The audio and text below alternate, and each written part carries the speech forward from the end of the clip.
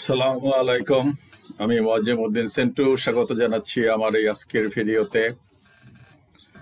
মুসলমানরাই তো বেটার খ্রিস্টান, মাইদা আয়াত 109 থেকে 115-তে। মহাবিশ্বের সৃষ্টিকর্তা আছে কি নাই সে বিষয়ে তো একটা চ্যালেঞ্জ বহু আগে দিয়ে রেখেছি। যে কেউ যদি প্রমাণ করতে বা আমাকে কনভিন্স করতে পারে তবে আমি হব তাদের সেই মতবাদের বড় সমর্থক আর ভক্ত। এবার আবার বলছি, মুসলমানরাই তো বেটার খ্রিস্টান শুধু বলা নয়, আমার অন্তর পুলকিত বোধ করছে কথা বলতে, এবং আমি এই ভিডিও বানাতে রূঢ় বাস্তবতা হলো একত্ববাদেই পৃথিবী কিংবা মহাবিশ্বের সৃষ্টি এবং পরিচালনার বিষয় চূড়ান্ত থিওরি, মতবাদ কিংবা বিশ্বাস। এর বাইরে যা যা আছে সব লারেলাপ্পা, আগডুম বাগডুম যজ্ঞে। যারা ওসব নিয়ে থাকতে চায় থাকুক, আমার কোনো সমস্যা নাই। তারা ক্ষমতা, ইগো, প্রভাব, এশকের কারণে জেনেও খড়কুটা স্বরূপ ওই আগডুম বাগডুম কিংবা মরগড়া তত্ত্ব আর মতাদর্শ নিয়েই থাকতে চায়, যা সচেতন জনগণ আজ অবগত আছে। তবে মাঝে মধ্যে তাদেরই প্রভাবশালী অতি উচ্চ পদধারী কেউ কেউ দস্তুর মতো বোমা ফাটিয়ে বিশ্ববাসী তথা ভক্তকুলদের হতচকিত করে একত্ববাদের ছায়াতলে চলে আসে, সেটাই অবাক করা বিষয়। একত্ববাদ কিংবা ইসলামের আগমন নবী আদম আলাইসাল্লামের সাথে, তাকেই মানবজাতির গোটা মিশন দিয়ে পৃথিবীতে পাঠান সৃষ্টিকর্তা। তারপরে যা যা হবার হয়েছে, রাজা পাঠালো ছেলেকে কোথাও বিদ্রোহ দমনে, ছেলে বিদ্রোহ দমন করে নিজেকেই রাজা ঘোষণা দিয়ে বাবাকে বন্দী করলো। ইতিহাসে তো এরকম অনেক ঘটনাই আছে। আচ্ছা, কিংবা বন্ধু গেল বন্ধুর জন্য পাত্রী দেখতে, বাট বন্ধুই নববধূ নিয়ে ফিরে এলো। হয় না এরকম ঘটনা? আমি কিন্তু জানি হয়, আমাদের নিজেদের ভিতরেই আছে। আচ্ছা, আদম আলাইসাল্লাম যা যা বলেছিলেন মানুষের করতে, সেসব বাদ দিয়ে কিছু অতি উৎসাহী, বেশি চালাক আর সুচতুর মানুষ ভিন্ন ভিন্ন মতাদর্শ ও দলবল তৈরি করে বিভিন্ন বিশ্বাসেরই জন্ম দিয়ে দিল। তবে মূলধারা কিন্তু কখনো বিলীন হয় নাই, বরং বিকৃত, বিভাজিত, স্খলিত হয়েছে যুগে যুগে। অসংখ্য আসমানি কিতাব নাজিল হয়েছিল, আমরা জানি। তার মধ্যে 4খানা বড় ও প্রসিদ্ধ, যেমন জবুর, তাওরাত, ইঞ্জিল, কোরআন। হযরত দাউদ আলাইসাল্লামের উপর জবুর কিতাব নাজিল হয়েছিল। সেই সময় সেটাই ছিল সত্য ধর্ম বা শ্রেষ্ঠার বিধান। তারই অনুসারীরা পরবর্তীতে রূপান্তরিত হলো ইহুদি খ্রিস্টানে, মানে তাওরাত এবং ইঞ্জিলের অনুসারীরা। এই দুই সম্প্রদায়ের নবী মানে মুসা আলাহিসাল্লাম এবং ঈসা আলাহিসাল্লামের উপরও যথাক্রমে তাওরাত ও ইঞ্জিল কিতাব নাজিল হয়। দুজনেই মহান শ্রেষ্ঠার মনোনীত নবী এবং তার নাজিলকৃত কিতাব তাওরাত ও ইঞ্জিল। বাট বাস্তবতা হলো, কালের প্রবাহে ধর্মগুরুরা স্খলিত হয়ে সব উলট পালট করে ফেলে নিজেদের স্বার্থ এবং ক্ষমতা, লোভ, লালসার জন্য। দেন সৃষ্টিকর্তা শেষ নবী মুহাম্মদ সাল্লাল্লাহু আলাইহি সাল্লামের উপর নাজিল করেন কোরআন, যা এখনো অবিকৃত আছে। কোরআনের অনুসারীরা মুসলমান, তবে সব মুসলমান যে ইমানদার এবং শতভাগ কোরআন হাদিস মেনে চলে তা হলফ করে বলা মুশকিল। যদি চলতো তবে পৃথিবী তাদের নেতৃত্বেই চলতো, কিন্তু তারাই আজ বরং বিধর্মীদের দাসত্বে আবদ্ধ। যাই হোক, সেসব ভিন্ন কথা, বরং আসল কথায় আসি, যে আমি কেন বললাম মুসলমানরাই বেটার খ্রিস্টান সেই প্রসঙ্গে। সেই বিষয়ে বলতে গেলে সূরা মাইদার আয়াত 105 থেকে 109-এর আলোচনায় যেতে হবে দেরি না করে। তাই শুরু করছি পরম দয়ালু ও নিরতিশয় করুণার আধার মহান আল্লাহর নামে। আয়াত 109। যেদিন আল্লাহ সকল মানুষদেরকে সমবেত করে জিজ্ঞেস করবেন, তোমাদের উম্মতরা কি উত্তর দিয়েছিল? তারা বলবে, আমাদের কিছুই জানা নেই। নিশ্চয়ই আপনি সমস্ত গোপনীয় বিষয় অবগত আছেন। আমার ব্যাখ্যা: কিয়ামতের দিন আল্লাহ সব মানুষ ও নবী রাসূলকে হিসাবের জন্য একত্রিত করবেন। তবে সর্বপ্রথম প্রশ্ন নবী রাসূলদেরকেই করা হবে। বলা হবে, আপনারা যখন নিজ নিজ উম্মতকে আল্লাহ ও তার দ্বীনের দিকে আহ্বান করেছিলেন, তখন তারা আপনাদেরকে কি উত্তর দিয়েছিল? নবীগণ আল্লাহর ইজ্জত ও সম্মানের শানে বলবেন, তাদের ঈমান ও কাজকর্ম সম্পর্কে আমাদের চাইতে আপনি বেশি অবগত আছেন। এটাই স্বাভাবিক কথা, বুদ্ধিমানের কাজ। আয়াত নাম্বার 110।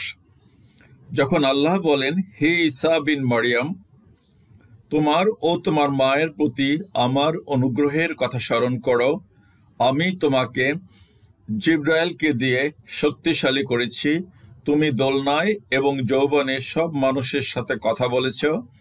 আমি তোমাকে তাওরাত ও ইনজিল কিতাবের মাধ্যমে জ্ঞান শিক্ষা দিয়েছিলাম। তুমি আমার করুণায় মাটির পাখিকে জীবন্ত করতে, জন্মান্ধ ও কুষ্ঠ রোগীকে ভালো করতে এবং মৃতকে জীবিত করতে পারতে। স্মরণ করো, যখন তুমি সত্য প্রমাণ সহ বনি ইসরায়েলদের কাছে হাজির হয়েছিলে, তখন তারা বলেছিল, ও সব তো সুস্পষ্ট জাদু, এবং তারা তোমাকে হত্যা করার পরিকল্পনা করলে আমি তোমাকে তুলে নিয়ে রক্ষা করলাম। আয়াতের কথা। আমার সুপ্রিয় দর্শক শ্রোতা, আমি কিছুটা আবেগ আপ্লুত হয়ে ভিডিওর নাম দিয়েছি মুসলমানরাই বেটার খ্রিস্টান।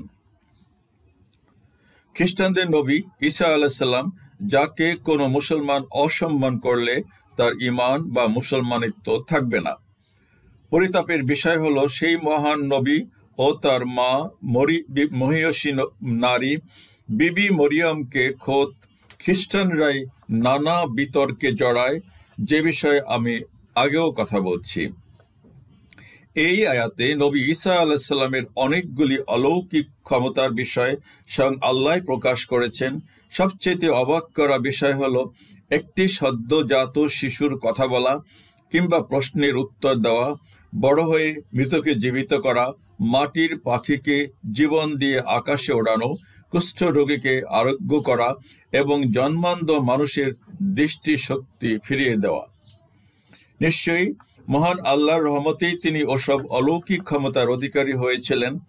নবী মুহাম্মদ সাল্লাল্লাহু আলাইহি ওয়াসাল্লাম সর্বকালের সর্বশ্রেষ্ঠ ও সফল জননন্দিত মহামানব এবং শেষ নবী। তারও অনেক মুজিজা বা অলৌকিক ক্ষমতা ছিল, কিন্তু ঈসা আলাইহিস সালাম তার উম্মতের চোখের সামনে যেসব মুজিজা আল্লাহর রহমতে দেখাতেন, সেটা কিন্তু পৃথিবীর অন্য কোনো নবী রাসূল বা মানুষের পক্ষে সম্ভব ছিল না। কতটা কাছের এবং প্রিয় ছিলেন নবী ঈসা আলাইহিস সালাম আল্লাহর, যে তিনি তাকে শেষ পর্যন্ত জালিমদের হাত থেকে বাঁচাতে নিজের কাছেই তুলে নেন। আমরা প্রতিটা মুসলমান এসব কথা অক্ষরে অক্ষরে মানি এবং সকল নবী রাসূলগণকে মনে প্রাণে সম্মান, ভক্তি, শ্রদ্ধা করি। আমরা বরং পৃথিবীর অন্য যে কোনো সম্প্রদায়ের চাইতে সকল নবী রাসূলদেরকে বেশি বেশি সম্মান করি। দৃঢ়তার সাথে আমি একথা বলছি। আর এই বিষয়টার প্রেক্ষিতেই বলতে চাই, মুসলমানেরাই বেটার খ্রিস্টান। মানে আসলে ঈসা আলাইহিস সালামকে, এদের সম্পর্কে, কোনো নবী রাসূল সম্পর্কে সামান্য কটাক্ষ করা কোনো মুসলমানের খাসলত নয়, কোনো মুসলমানের এটা কোনো আচরণ হতে পারে না। এটা ইসলাম বরদাস্ত করে না, তার ঈমান থাকে না, সোজা কথা। আমি এই জন্যই আসলে কথাটা বোঝাতে চাইছি যে ওরা যা না করে ঈসা আলাইহিস সালাম, মুসা আলাইহিস সালামের জন্য, আমরা সেটা করি, মনে প্রাণে ভক্তি করি, শ্রদ্ধা, ওনাদেরকে অনেক সম্মান দেই। তবে নবী ঈসা আলাইহিস সালামের সেই বিধান বাতিল হয়ে গেলে বা তারা বিকৃত করলে আল্লাহ নতুন বিধান দেন মানব জাতির জন্য কোরআন আকারে নবী মুহাম্মদ সাল্লাল্লাহু আলাইহি ওয়াসাল্লামের মাধ্যমে, এবং সেটাই সমগ্র মানব জাতির জন্য চূড়ান্ত জীবন বিধান। আয়াত নাম্বার 111। আর যখন আমি হাওয়ারি বা ঈসার সঙ্গীদেরকে আদেশ করেছিলাম যে আমার এবং আমার রাসূলের প্রতি ঈমান আনো, তখন তারা বলেছিল, আমরা ঈমান আনলাম এবং আপনি সাক্ষী থাকুন যে আমরা মুসলমান। আয়াত নম্বর 112। যখন হাওয়ারি বা অনুসারীরা বলেছিল, হে ঈসা ইবনে মরিয়ম, আপনার প্রতিপালক বা রব কি আমাদের জন্য পাত্র ভর্তি খাবার আসমান হতে পাঠাতে পারবেন? সঙ্গী সাথীরা মুসা আল্লাহ সাল্লামেরও চেয়েছিল। ঈসা বলেছিল, তোমরা আল্লাহকে ভয় করো যদি ঈমানদার হয়ে থাকো। আমার কথা, কি হতে পারত যদি ঈসা আল্লাহ সাল্লাম চাইতেন আর আল্লাহ সেটা করতেন? নিশ্চয়ই আরো চাইতো এবং কর্মবিমুখ হয়ে বসে বসে শুধু খাইতো। আবার চাও, আবার চাও। মানুষ, আমরা যদি মাগনা ঘরে বসে বসে খাবার পাওয়া যায়, তাহলে কে না চায়? এও আবদার, অযৌক্তিক। ওই একদল বলে আল্লাহ খাওয়ায়, আল্লাহ পড়ায়। পৃথিবীর সমস্ত সৃষ্টিকে আল্লাহ খাওয়ায়, আল্লাহ পড়ায়। এই মহাবিশ্বের সমস্ত কিছুর মালিক মহান আল্লাহ। কাকে খাওয়ায় রাখে না, তার সৃষ্টি, সে খাওয়াবে, তার দায়িত্ব, এটা তার ভালোবাসা। বাবা মা সন্তানদেরকে নিজেরা না খাওয়াও খাওয়াবে, কিন্তু তার মানে এই নয় যে কারো ঘরে ঘরে খাবার আল্লাহ তাআলা পৌঁছে দেবে। তাহলে তো মানুষ সব বসে বসে খাইতো আর ঘুমাতো। পরিশ্রম করতে হবে। আল্লাহ বলছে, নামাজ শেষ করে মাঠে ময়দানে ছড়িয়ে পড়ো, সন্ধান করো। আমি কত কিছু দিয়ে রাখছি, কি দেওয়া নাই পৃথিবীতে, মাটিতে, পানিতে, আসমানে, সবখানে। আয়াত নম্বর 113। তারা বলল, আমাদের উদ্দেশ্য হলো আসমানি খাবার খেয়ে অন্তর প্রশান্ত, পরিতৃপ্ত করা, ঈমান ও বিশ্বাসকে সুদৃঢ় করা যে আপনি সত্য বলেছেন এবং এই বিষয়ে সাক্ষী হয়ে থাকা। মানে তারা একটু কভারেজ দিল আর কি, যে তোমরা এত চাও কেন? বলছে, আমরা চাই যে আমাদের মনটাকে একটু পরিতৃপ্ত করতে আর কি, চালাক তো। আয়াত নম্বর 14। ঈসা ইবনে মরিয়ম বলেছিল, হে আমাদের প্রতিপালক, আমাদের নিকট আসমান থেকে খাদ্যভর্তি পাত্র প্রেরণ করুন, যা আমাদের সবার জন্য আনন্দ, খুশির ব্যাপার এবং আপনার করুণার নিদর্শন হবে। আমাদেরকে জীবিকা দান করুন, কারণ আপনিই সর্বোত্তম রিজিক দাতা। চাইছে সে। আয়াত নম্বর 115। আল্লাহ বলেন, আমি তোমাদের কাছে খাবার ভর্তি পাত্র নাজিল করব, তবে তারপরে তোমাদের কেউ কুফরি করলে তাকে এমন শাস্তি প্রদান করব যা বিশ্ববাসীর জন্য কাউকে প্রদান করা হবে না। একটা কড়া ওয়ার্নিং, যে হ্যাঁ বেটা, তোমাকে আমি দিব, তুমি ঘরে বসে বসে খেতে পারবা, কিন্তু আমার যদি কুফরি করো, আমার যদি আদেশের সামান্যতম বরখেলাপ করো, তাহলে কিন্তু তোমার মৃত্যুদণ্ড। তাহলে কি কেউ চাইবে? এটা না, চাইবে না এরকম। আর এভাবে তো মেনে তারাও সম্ভব না। কি বলছে এখানে? অধিকাংশ উলামাগণ মনে করেন এটাকে আল্লাহর নিশ্চিত প্রতিশ্রুতি বলে ধরে নেওয়া সঠিক নয়, কেননা এরপরেও তোমাদের মধ্যে কেউ অবিশ্বাস করলে বাক্য দ্বারা উক্ত প্রতিশ্রুতিকে শর্ত সাপেক্ষ করা হয়েছে। ডেফিনেটলি যদি তোমরা এরপরে আমার আদেশের সামান্যতম বরখেলাপ করো, অমান্য করো, ইফ বাট আর কি হয়েছে বুঝছে না, ইফ বাট নাই, সো কিন্তু মুসিবত আছে। আচ্ছা, শর্ত সাপেক্ষ করা হয়েছে। আর আল্লাহর নিকট হতে এই শর্ত শোনার পর তারা বলেছিল, আমাদের এর কোনো প্রয়োজন নাই, মানে আলেম ওলামাগণের মতামত। ফলে তা আর অবতীর্ণ হয় নাই। অধিকন্ত পাত্রবর্তী খাবার অবতীর্ণ হওয়ার ধারণাটা খ্রিস্টানদের মাঝে প্রসিদ্ধ বা ব্যাপক প্রচলিত নয় এবং তাদের কোনো কিতাবেও তার উল্লেখ নাই। শেষ করার আগে আমি মুসলমানদের কিছু সীমাবদ্ধতার কথা বলতে চাই। প্রথমত, গীবত করা কোনো মুসলমানদের জন্য অনুমোদিত নয়। তাই একজন সত্যিকারের মুসলমান কারো গীবত, কুৎসা করতে কিংবা কারো বিরুদ্ধে মিথ্যা আরোপ করতে পারে না, যা অন্য সব ধর্মের বিশ্বাসী মানুষেরা করে থাকে অহরহ। পৃথিবীতে সবচেয়ে বেশি সমালোচিত, সবচেয়ে কোরআন শরীফ পড়ায়। অন্য কোনো ধর্মের কিতাব কেউ পড়াতে শুনছেন কোথাও? খালি কোরআন পড়াইবো, খালি কোরআন পড়াইবো, খালি নবী মুহাম্মদ সাল্লাল্লাহু আলাইহি সাল্লামের ব্যঙ্গ আঁকবো। আর কোনো নবী নাই, আর কোনো মানুষ নাই পৃথিবীতে তাদের ব্যঙ্গ চিত্র করার মতন বা ব্যঙ্গ সিনেমা বানাবার মতন। আচ্ছা, মানুষের করে থাকে। অধিকন্ত সকল নবী রাসূলগণকে মুসলমানরা মনে প্রাণে মানে, সম্মান শ্রদ্ধা করে, যা না করলে তাদের ঈমান কিংবা বিশ্বাস অটুট থাকে না। তারপরে মুসলমানরা এটা বিশ্বাস করে এবং মানে যে সব মানুষ ভাই ভাই এবং মানুষে মানুষে কোনো ভেদাভেদ নাই। মুসলমান সব সমান, পৃথিবীর সমস্ত মানুষ ভাইবে। অন্য কোনো ধর্মে এই কথাগুলো বলতে শুনছেন, কেউ বলবে না, কেউ এটা অ্যাকসেপ্ট করবে না, বিভাজন সৃষ্টি করবে। তারাই গ্রেট, তারাই সুন্দর, তারাই বেটার, তারাই ভালো, আর পৃথিবীর সব মানুষ হলো গরু, ছাগল, ভেড়া, ভেদাভেদ নাই। সো মুসলমানরা আসলে আষ্টে পৃষ্ঠে বাঁধা, অন্য কোনো মানুষের প্রতি হিংসা বিদ্বেষ পোষণ না করার জন্য কিংবা মানুষে মানুষে বিভাজন সৃষ্টি করা হতে। এক কথায় কোনো অশান্তি বিশৃঙ্খলা সৃষ্টি করার কোনো সুযোগ কোনো মুসলমানের নাই, প্রশ্নই আসে না। সে হিন্দু, নিজের প্রতিবেশী যদি বিধর্মী হয় এবং তারা যদি না খেয়ে থাকে, then I am not a Muslim. এটাই ইসলামের শিক্ষা। কিন্তু ওরা তো এগুলো তো মানুষ মাইরা তারা কোটিপতি হবে, মানুষ বিতাড়িত করে তারা কোটিপতি হবে।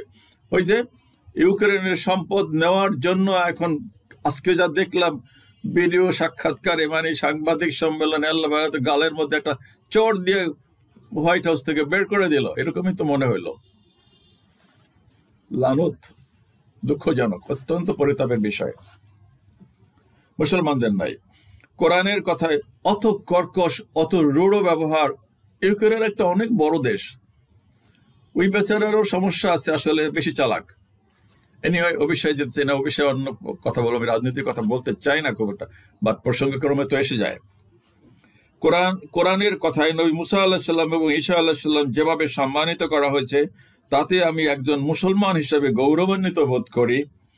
এবং এই জন্যই বলতে চাই, প্রথমত আমি একজন মুসলমান এবং তারপরও একজন বেটার ইহুদি কিংবা খ্রিস্টান, কারণ ওই দুই ধর্মের অনুসারীদের চাইতে যে কোনো মুসলমান নবী মুসা এবং ঈসা আলাইহিসসালামকে বেশি সম্মান করে। বিতর্কের ঊর্ধ্বে, কোনো বিতর্ক নাই, কোনো ডিবেট নাই। এই নবীদের কোনো বিষয়, কোনো বিরূপ মন্তব্য করা চলবে না। সাল্লাল্লাহু আলাইহি সাল্লাম সবসময় বলতে হবে। অত্যন্ত প্রভাবশালী মূসা কলিমুল্লাহ, ঈসা আলাইহিসসালাম এক মহিয়সী মহিলার সন্তান, যার নামে একটা সূরা পর্যন্ত আল্লাহ তাআলা নাজিল করেছেন পবিত্র কোরআনে। So please be with us by subscribing this channel.